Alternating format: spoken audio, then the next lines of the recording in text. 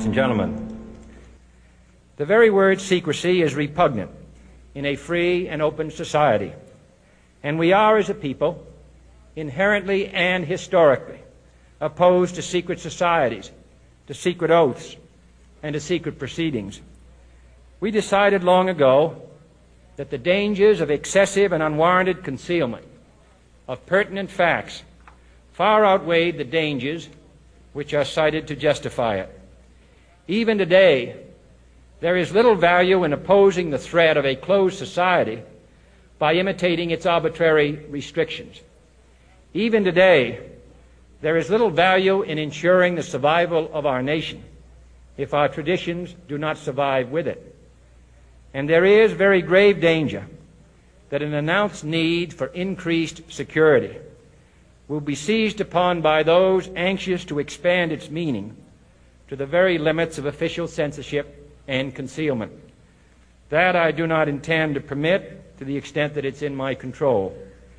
And no official of my administration, whether his rank is high or low, civilian or military, should interpret my words here tonight as an excuse to censor the news, to stifle dissent, to cover up our mistakes, or to withhold from the press and the public the facts they deserve to know. For we are opposed around the world by a monolithic and ruthless conspiracy that relies primarily on covert means for expanding its sphere of influence, on infiltration instead of invasion, on subversion instead of elections, on intimidation instead of free choice, on guerrillas by night instead of armies by day. It is a system which has conscripted vast human and material resources into the building of a tightly knit, highly efficient machine that combines military, diplomatic, intelligence, economic, scientific, and political operations. Its preparations are concealed, not published. Its mistakes are buried, not headlined. Its dissenters are silenced, not praised. No expenditure is questioned, no rumor is printed, no secret is revealed. No president should fear public scrutiny of his program, for from that scrutiny comes understanding, and from that understanding comes support or opposition, and both are necessary. I am not asking your newspapers to support an administration, but I am asking your help in the tremendous task of informing and alerting the American people. For I have complete confidence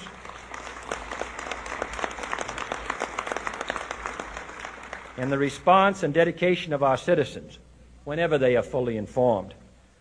I not only could not stifle controversy among your readers, I welcome it. This administration intends to be candid about its errors. For as a wise man once said, an error doesn't become a mistake until you refuse to correct it. We intend to accept full responsibility for our errors, and we expect you to point them out when we miss them. Without debate, without criticism, no administration and no country can succeed, and no republic can survive. That is why the Athenian lawmaker Solon decreed it a crime for any citizen to shrink from controversy. And that is why our press was protected by the First Amendment, the only business in America specifically protected by the Constitution, not primarily to amuse and entertain, not to emphasize the trivial and the sentimental, not to simply give the public what it wants, but to inform, to arouse, to reflect, to state our dangers and our opportunities, to indicate our crises and our choices, to lead, mold, educate, and sometimes even anger public opinion. This means greater coverage and analysis of international news, for it is no longer far away and foreign, but close at hand and local. It means greater attention to improved understanding of the news, as well as improved transmission. And it means, finally, that government at all levels must meet its obligation to provide you with the fullest possible information outside the narrowest limits of national security. And so it is to the printing press, to the recorder of man's deeds, the keeper of his conscience, the courier of his news, that we look for strength and assistance, confident that with your help, man will be what he was born to be, free and independent.